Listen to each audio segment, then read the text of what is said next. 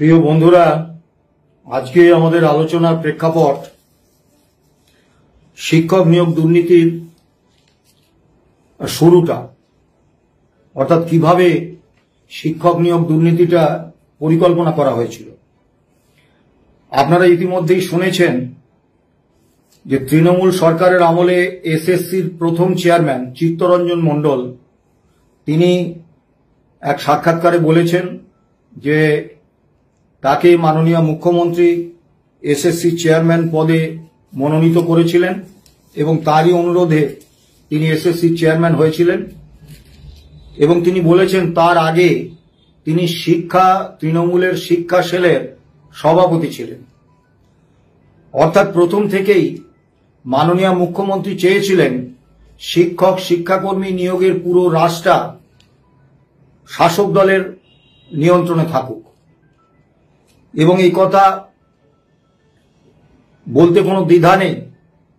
সরকারি কর্মচারী, শিক্ষক শিক্ষাকর্মী, বোর্ড, কর্পোরেশন, পঞ্চায়েত, পুরসভার কর্মচারী নিয়োগ প্রক্রিয়াটার হ্রাস নিয়ন্ত্রণ যদি সরকারের বকলমে শাসক দলের হাতে থাকে, তাহলে সেই নিয়োগ প্রক্রিয়ায় স্বজন পোষণ, রাজনৈতিক নিয়োগ, দুর্নীতি হবে, এ নিয়ে কোনো সন্দেহের অবকাশ নেই।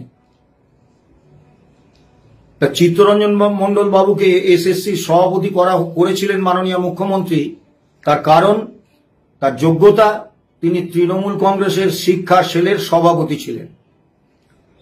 তা তিনি আদালতে বলেছেন যে তিনি 2.5 বছর ওই পদে ছিলেন, কিন্তু তারপরে আর থাকতে পারেননি, কারণ বেআইনি নিয়োগ করার জন্য তার উপর চাপ দিচ্ছিলেন পার্থ চট্টোপাধ্যায় এবং আর এক অধুনা বিজেপিতে যাওয়া আর এক নেতা। তা প্রথম শিক্ষামন্ত্রী রবীন্দ্রনাথ ভট্টাচার্য তিনি একাধিক সাক্ষাৎকারে বলেছেন যে এই চিত্তরঞ্জন বাবু তার কাছে একাধিক দিন এসেছিলেন এবং এসে বলেছিলেন যে সরকার বা শাসক দল শিক্ষক শিক্ষাকর্মী নিয়োগের মাধ্যমে টাকা তুলতে চাইছে, তিনি কি করবেন। তাতে রবীন্দ্রনাথ ভট্টাচার্য বলেছিলেন যে আমার এতে মত নেই, এবং চিত্তরঞ্জন বাবুও বলেছিলেন আমার এতে মত নেই। কিন্তু দুর্ভাগ্য, দুজনের কেউই তখন এই বিষয়টা প্রকাশ্যে আনেননি, তাহলে হয়তো দুর্নীতির চক্রটা এত বড় জায়গায় যেতে পারত না। রবীনবাবু পরবর্তীকালে একাধিক সাক্ষাৎকারে বলেছেন শিক্ষামন্ত্রী পদ থেকে তাকে সরিয়ে দেওয়ার কারণের নেপথ্যে হয়তো এই দুর্নীতির মাধ্যমে শিক্ষক শিক্ষাকর্মী নিয়োগের বিষয়টা তিনি সমর্থন করবেন না, এটা জেনেই। এবারে আসুন আমি কয়েকটি সংবাদপত্রের খবর তুলে ধরি। 2015 সালের 16ই অক্টোবর সংবাদপত্রে খবর হলো মহা কেলেঙ্কারি রাজ, হাওড়ায় প্রাথমিক স্কুলে আজব নিয়োগ। খবরে যা বলা হলো আমি সংক্ষেপে বলছি। 2012 সালে সারা পশ্চিমবাংলায় টেট বাদ দিয়ে প্রাথমিক শিক্ষক নিয়োগ সম্পূর্ণ নিষিদ্ধ হয়ে যায়, কিন্তু হাওড়া জেলা প্রাথমিক শিক্ষা সংসদ 2014 সালে 1826 জনকে প্রাথমিক শিক্ষক হিসেবে নিয়োগ দেন এই টেট এড়িয়ে।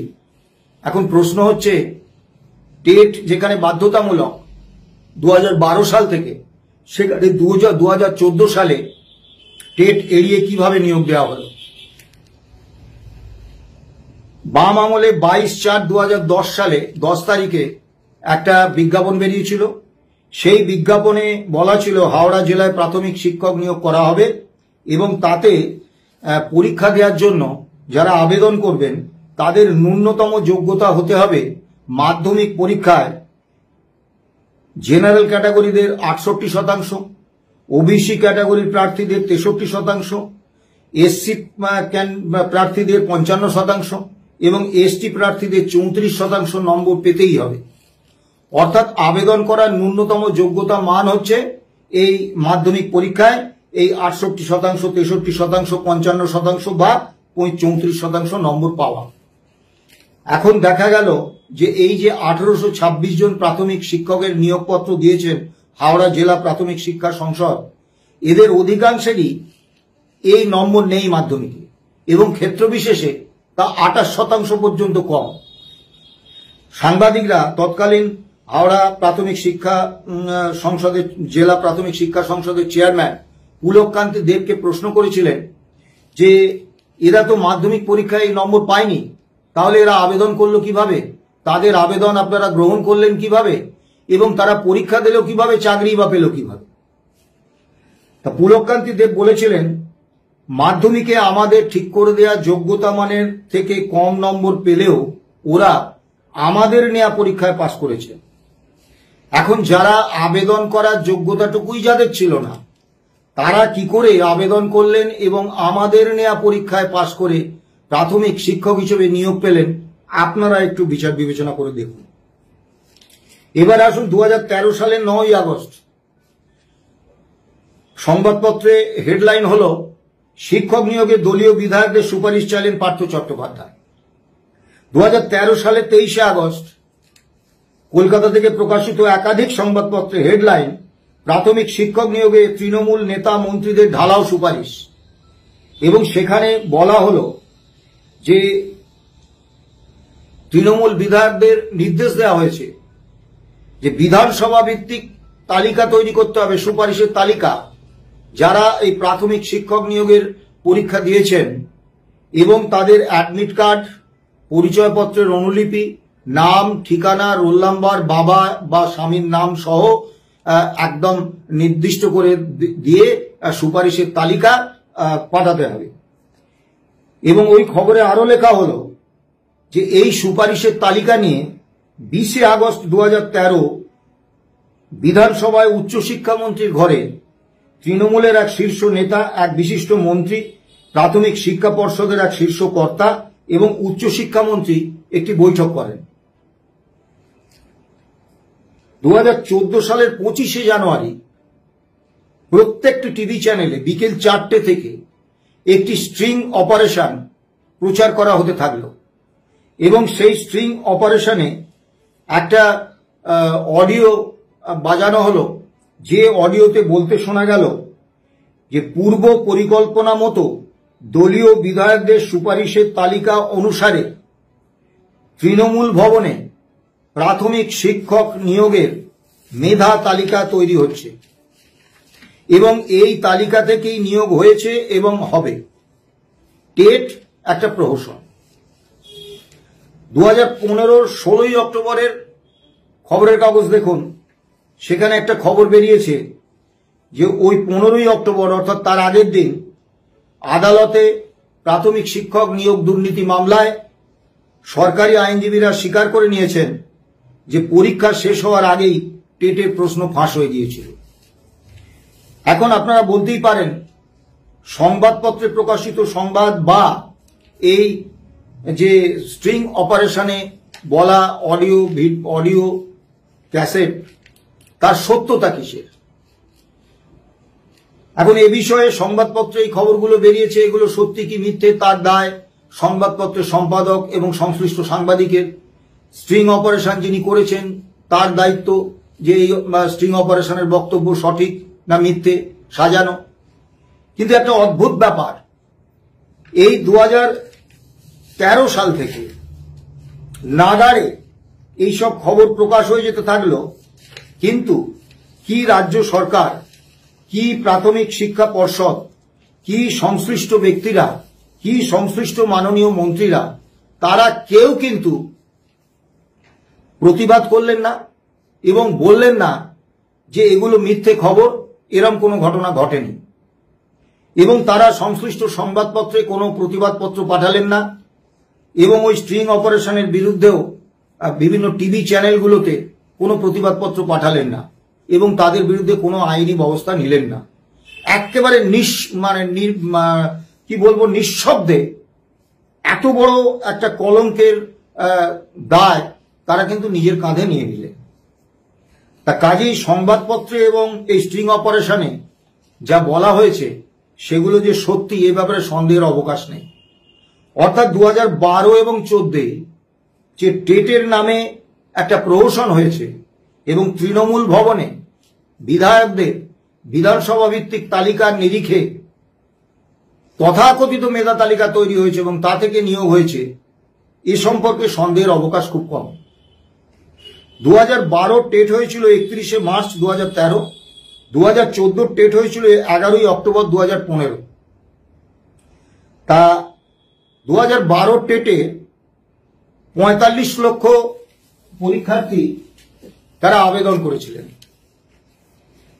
এবং মজার ব্যাপার, পরীক্ষা দিয়েছিলেন মাত্র 17,05,000, অর্থাৎ 27,49,000 পরীক্ষার্থী 2012 টেটে আবেদন করেও পরীক্ষার প্রস্তুতি নিয়েও পরীক্ষায় বসলেন না। 2014 টেটে আবেদনই করলেন 2012 থেকে 22 লক্ষ পরীক্ষার্থী কম, কারণ 2014 টেটে 23 লক্ষ পরীক্ষার্থী আবেদন করেছিলেন। এখন প্রশ্ন হচ্ছে যে সারা ভারতবর্ষে কোনো নিয়োগ প্রক্রিয়ায় পরীক্ষা প্রস্তুতি নিয়েও 27,49,000 পরীক্ষার্থী তারা পরীক্ষা দেননি, এমন কোনো তথ্য কিন্তু জানা নেই। তারা কেন পরীক্ষা দেননি? পরীক্ষা দেননি কারণ তখন সারা পশ্চিম বাংলায় এই বার্তা রটে গেছে যে ওই পরীক্ষা দিয়ে কিছু হবে না, নিয়োগটা হবে টাকার বিনিময়ে। যারা এজেন্ট ঘুরে বেড়াচ্ছে, টাকা তুলছে, তাদেরকে টাকা দিয়েই নিয়োগ হবে। তা কাজেই শুধু শুধু আর পরীক্ষায় বসে লাভ কি? এবং দেখবেন 2022, 2023-এর যে টেট হয়েছে সেখানেও দেখবেন পরীক্ষার্থীর সংখ্যা কিন্তু ওই 45 লক্ষ, 23 লক্ষ বাদ দিন, 2-3 লক্ষে নেমে এসেছে। কেন? কারণ এই সরকার যে টেট নিচ্ছে বা শিক্ষক নিয়োগ করছে সেই নিয়োগ প্রক্রিয়া সম্পর্কে শিক্ষিত কর্মপ্রার্থী যুবক যুবতীদের মনে একটা গভীর অনাস্থা তৈরি হয়েছে এবং এই বিশ্বাস তৈরি হয়ে গেছে যে এ করে কি হবে, পরীক্ষা দিয়ে কি হবে, নিয়োগ তো ওই টাকা দিয়ে হবে, নিয়োগ তো সুপারিশের তালিকা অনুসারে হবে, তাহলে কেন কষ্ট করে পরীক্ষা দেব? এটা কিন্তু একটা সরকারের পক্ষে অত্যন্ত নিন্দনীয় এবং অত্যন্ত খারাপ বিষয়। 2012 টেটে 17,05,000 পরীক্ষা দিয়েছিলেন, সফল হয়েছিলেন, চাকরি পেয়েছিলেন 18,793 জন, মানে সাফল্যের হার 1.07%। 2014 টেটে 42,000 পরীক্ষার্থী সফল হয়েছিলেন, তারা চাকরি পেয়েছিলেন এবং সাফল্যের হার 1.82%।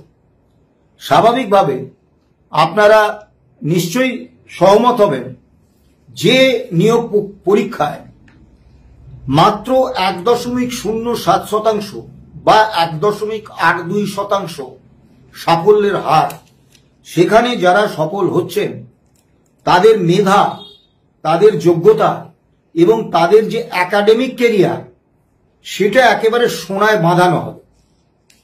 আমি অত্যন্ত দায়িত্ব নিয়ে বলছি যে এই যে 60,793 জন প্রাথমিক শিক্ষকের চাকরি পেয়েছেন এই দুটো টেটের মাধ্যমে, এদের অধিকাংশের, কারণ সেই সময় সংবাদপত্রে তাদের বিভিন্ন নম্বর উঠে আসছিল এবং যারা ব্যর্থ হয়েছেন তাদের নম্বর উঠে আসছিল। তাতে দেখা গেছে যে এই 60,793 জন সফল চাকরিপ্রাপ্ত প্রাথমিক শিক্ষকের অধিকাংশের তারা ধারাবাহিকভাবে মাধ্যমিক, উচ্চ মাধ্যমিক, স্নাতক ইত্যাদি একাডেমিক পরীক্ষায় অত্যন্ত খারাপ ফল করেছেন, কিন্তু তাদের মেধার একেবারে অবিশ্বাস্য বিচ্ছুরণ ঘটে গেছে ওই নিয়োগ পরীক্ষার সময় এবং ইন্টারভিউয়ের সময়। এটা কতদূর সম্ভব আপনারা বিবেচনা করবেন। এখন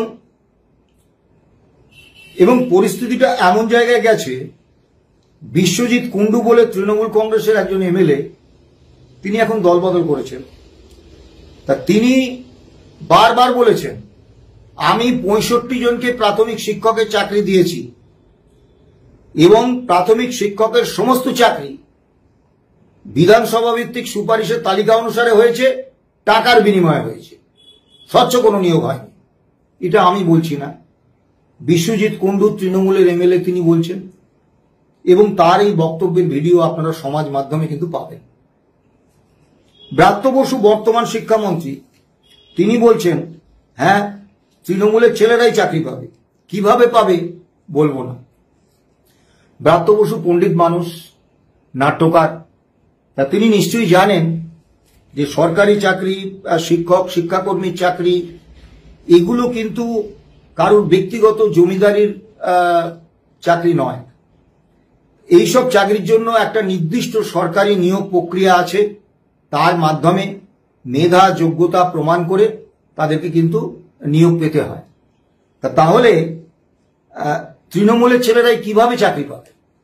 অর্থাৎ ব্রাত্য বসু শিক্ষামন্ত্রী হয়েও প্রকাশ্যে বলছেন যে তৃণমূলের আমলে সরকারি কর্মী নিয়োগ বা শিক্ষক শিক্ষাকর্মী নিয়োগ পরীক্ষায় তৃণমূলের ছেলেদেরই চাকরি দেওয়া হবে। তাহলে মন্ত্রী বলে দিচ্ছেন স্বচ্ছতার কোনো জায়গা নেই।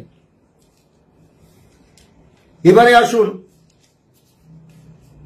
পূর্বতন বিচারপতি মাননীয় অভিজিৎ গঙ্গোপাধ্যায় 32,000 প্রাথমিক শিক্ষকের চাকরি বাতিলের নির্দেশ দিয়েছিলেন, যে নির্দেশ বর্তমানে কলকাতা হাইকোর্টের ডিভিশন বেঞ্চে বিচারাধীন। এখন সেই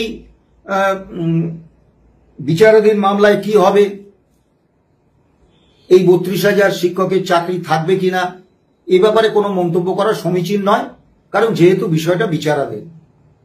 কিন্তু এই কথাটা বলার জন্য কোনো আদালতের অনুমতি লাগে না যে এই 60,793 জন প্রাথমিক শিক্ষক যে নিযুক্ত হয়েছেন তাদের গোটা নিয়োগ প্রক্রিয়াটা সম্পর্কে সন্দেহের যথেষ্ট অবকাশ আছে, এবং এই নিয়োগ প্রক্রিয়ায় যে দুর্নীতি হয়েছে এ ব্যাপারে বিতর্কের কোনো অবকাশ নেই।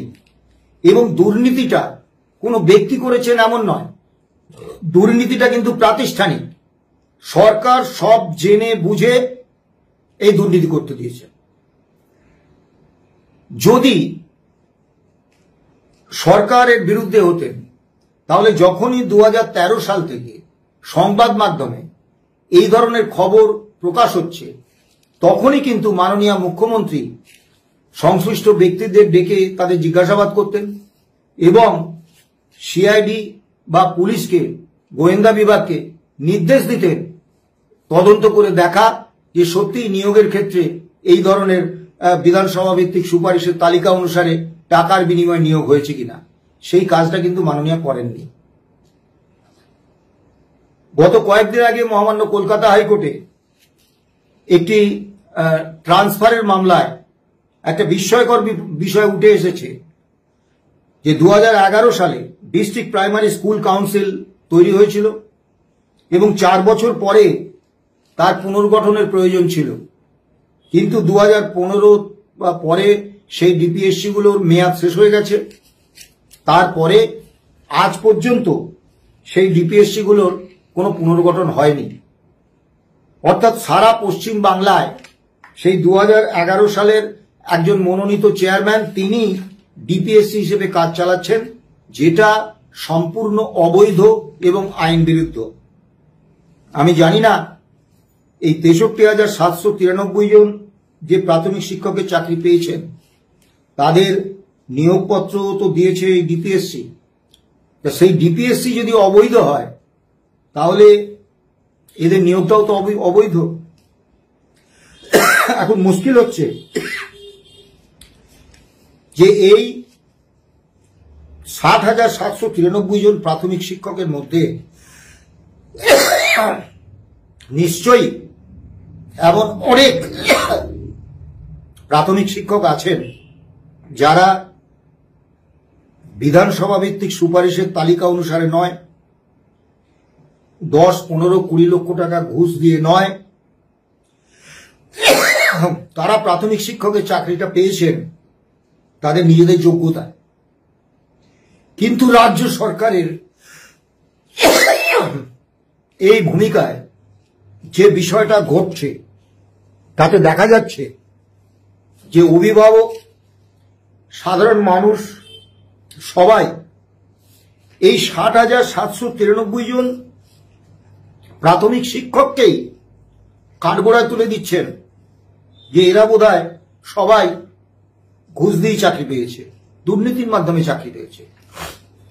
ফলে যারা মেধা যোগ্যতার ভিত্তিতে এই চাকরিটা পেয়েছেন, শুধু রাজ্য সরকারের দুর্নীতির জন্য তাদের কপালে একটা কলঙ্কের তিলক লেগে যাচ্ছে। এবং দ্বিতীয় যে বিষয়টা, এই 60,793 জন প্রাথমিক শিক্ষক কিন্তু চাকরি করছেন একটা চূড়ান্ত অনিশ্চয়তা মাথায় নেই। কারণ আদালতে মামলা বিচারাধীন, আদালতের রায় কি হবে জানা যাচ্ছে না। ইতিমধ্যেই এসএলএসটির মাধ্যমে নিযুক্ত 25,753 জন শিক্ষক শিক্ষাকর্মী পুরো প্যানেল বাতিল হয়ে গেছে।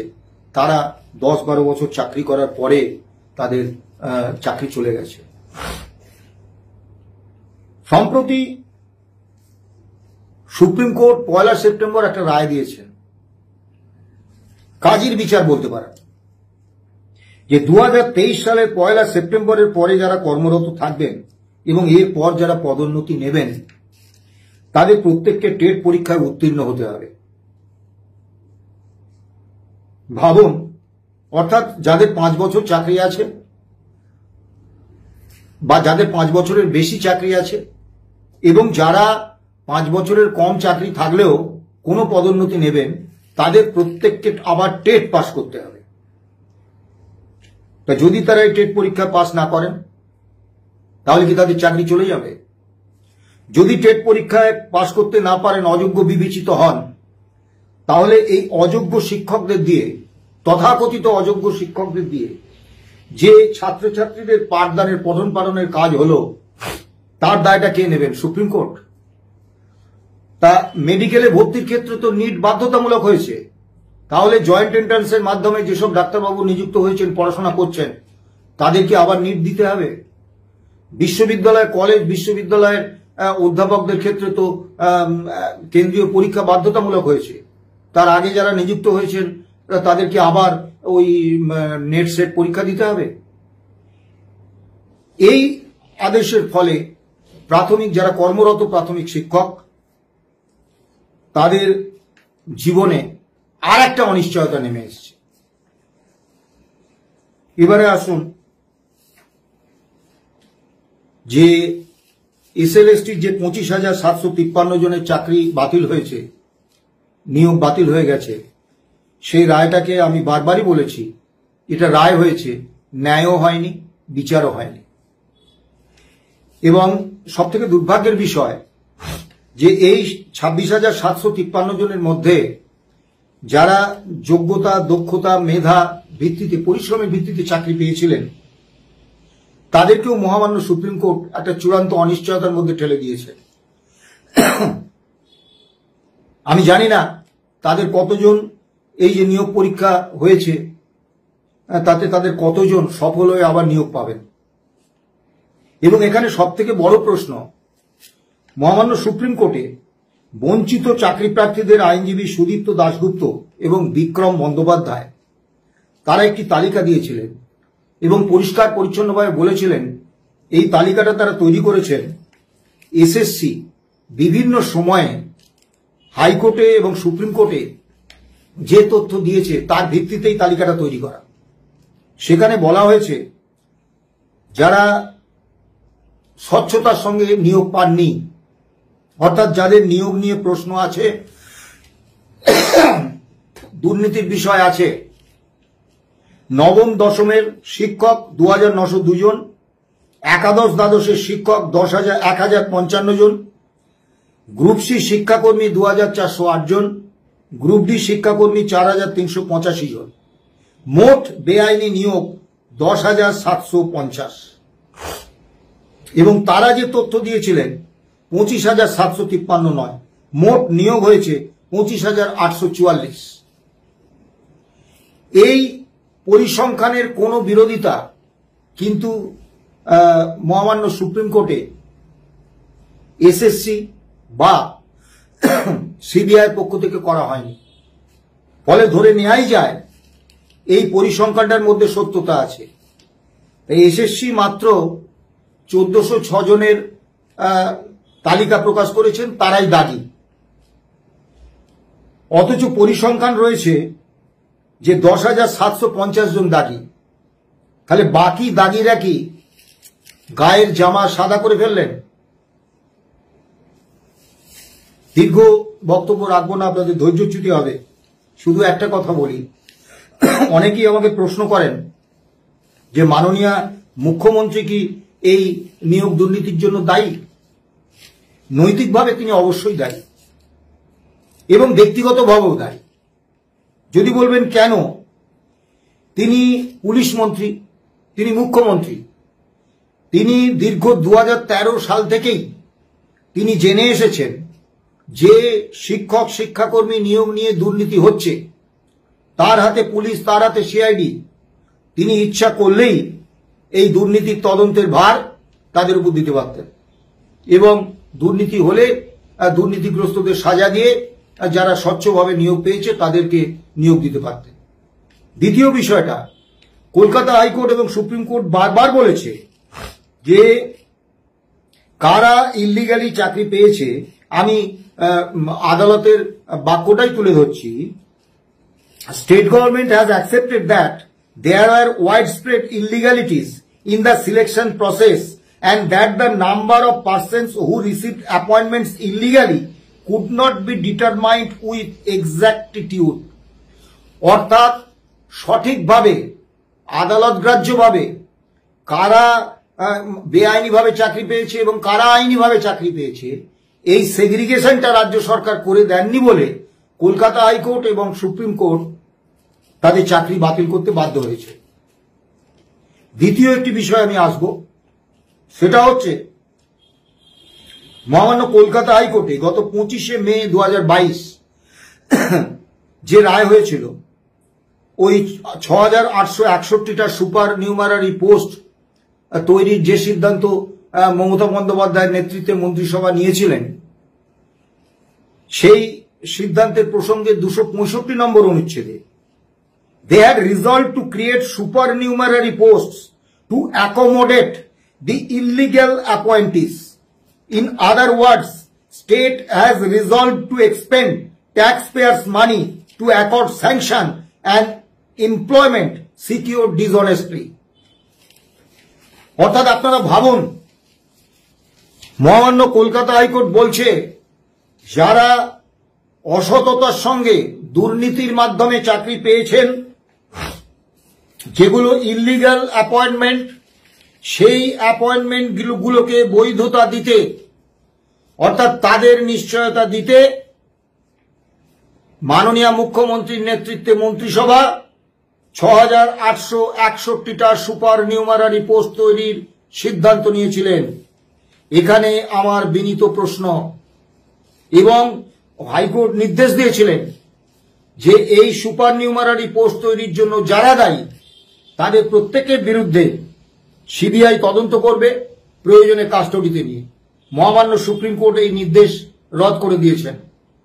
তা মহামান্য সুপ্রিম কোর্ট কি মনে করছেন হাইকোর্টের এই বক্তব্য এটা ভুল? তাহলে যে রাজ্য সরকার, যে মন্ত্রিসভা, তারা ইল্লিগাল অ্যাপয়েন্টমেন্ট, দুর্নীতির মাধ্যমে প্রাপ্ত নিয়োগকে বৈধতা দিতে সুপার নিউমারারি পোস্টের তৈরির সিদ্ধান্ত নিলেন মন্ত্রিসভায়, তাদের বিরুদ্ধে কোনো তদন্ত হলো না, কোনো শাস্তি হলো না। এবং এখনো পর্যন্ত আমি জানি না প্রাথমিকের এই 32,000 চাকরিজীবী তাদের ভবিষ্যৎ কি, কিন্তু এখনো পর্যন্ত আমরা যা দেখেছি, মহামান্য আদালতের নির্দেশে যারা যোগ্য চাকরি প্রার্থী যারা পেয়েছেন তাদের চাকরি গেছে, কিন্তু যারা এই অপরাধটা করেছেন তাদের কারোর বিরুদ্ধে কোনো শাস্তি হয়নি। এই যে 10,750 জন যারা, যেটা বেআইনি নিয়োগ এসএলএসটির মাধ্যমে, সেই 10,750 জনের একজনও আজ পর্যন্ত আদালত নির্দেশিত যে 12% সুদ সহ তাদের বেতনের টাকা ফেরত দেননি।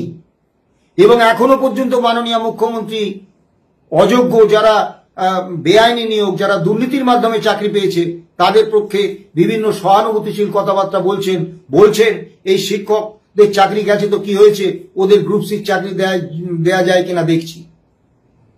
শেষ করব একটা ছোট কথা বলে। আপনারা কিছুদিন আগে একটা অ্যাডভার্টাইজমেন্ট দেখতেন, 7 তলা মল, সব তলাতেই শাড়ি, মা বোনেরা ছুটতেন প্রচুর শাড়ি দেখতে পাবো এবং প্রচুর শাড়ির মধ্যে থেকে বেছে কিনতে পারবো। তৃণমূল কংগ্রেস একে যদি একটা 7 তলা মল ভাবেন, তাহলে প্রত্যেক তলায় চোর। আপনি যেরম ভ্যারাইটির চোর পাবেন। মোটা চোর চান পার্থ চট্টোপাধ্যায়, রোগা চোর চান জীবন কৃষ্ণ সাহা, অধ্যাপক চোর চান বুড়ো চোর সৌগত রায়, আপনি মহিলা চোর চান কাকলি ঘোষ দস্তিদার, আপনি মেয়র চোর চান স্যান্ডো ববি, মানে ওই ববি হাকিম, আপনি একটু মাতাল একটু রসে বসে আছে এরকম চোর চান পাবেন মদ অন মিত্র। মানে হরেক রকমের চোর এই কিন্তু তৃণমূলে আপনি পাবেন। আপনার যেরকম মনে হবে বেছে নেবেন। দুর্ভাগ্যের বিষয় 2011 সালে মানুষ অত্যন্ত আশা করে একটা স্বপ্ন দেখে এই সরকারকে ক্ষমতায় এনেছিলেন এবং মাননীয় মুখ্যমন্ত্রী তখন বিরোধী নেত্রী ছিলেন। তার আগে নামের আগে লেখা হতো সততার প্রতীক মমতা বন্দ্যোপাধ্যায়। আজকে অতি বড় তৃণমূল সমর্থকও ভুলেও লেখেন না সততার প্রতীক মমতা বন্দ্যোপাধ্যায়। তাহলে কি তৃণমূল কংগ্রেসের একনিষ্ঠ কর্মীরাও মাননীয় মুখ্যমন্ত্রীকে আর সততার প্রতীক বলে মনে করছেন না? পরিশেষে একটা কথা বলি, যতদিন সরকারি কর্মী বা শিক্ষক শিক্ষাকর্মী নিয়োগ প্রক্রিয়ায় সরকারের বকলমে শাসক দলের নিয়ন্ত্রণ থাকবে, ততদিন দুর্নীতি হবে। কোনো সুপ্রিম কোর্ট, কোনো হাইকোর্ট এই দুর্নীতি আটকাতে পারবে না। কাজেই দুর্নীতিমুক্ত উপায়ে নিয়োগ করতে গেলে একমাত্র সাংবিধানিক নিরপেক্ষ সংস্থা তৈরি করতে হবে। অবশ্য তাতেই বা কি হবে, পিএসসি তো সাংবিধানিকভাবে নিরপেক্ষ সংস্থা, সরকারের নিয়ন্ত্রণের বাইরে, কিন্তু সেই পিএসসিও আজকে অর্থ দপ্তরের একটা শাখাতে পরিণত করেছেন এবং সেখানেও লাগার দুর্নীতি হচ্ছে। অর্থাৎ শাসক দলের হাতে নিয়োগের রাস্তা থাকলে দুর্নীতি হবে। মহামান্য আদালতকে একটা বিরাট সুযোগ মহামান্য আদালতের কাছে এসেছে। তারা এটা বুঝুন যে নিয়োগ প্রক্রিয়াটার হ্রাস সরকারের বকলমে শাসক দলের হাতে কেড়ে নেওয়ার ব্যবস্থা করতে হবে, তবেই